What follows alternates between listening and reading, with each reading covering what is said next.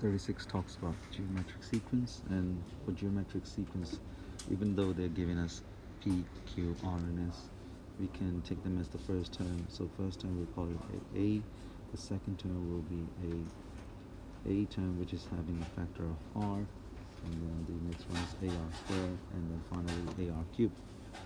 So if they're telling us to multiply P and S together, so P and S is A times AR cubed, and that's what we're going to get, A squared R cubed.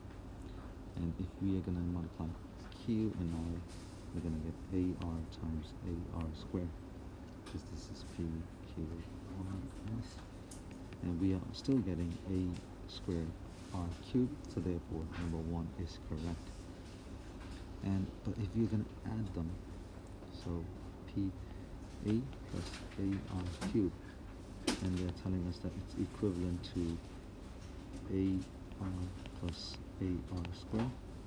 Well, it's not the case, because A factorized you get 1 plus R cubed, but the other one it's R plus R squared. So it's not equal, so number 2 is wrong.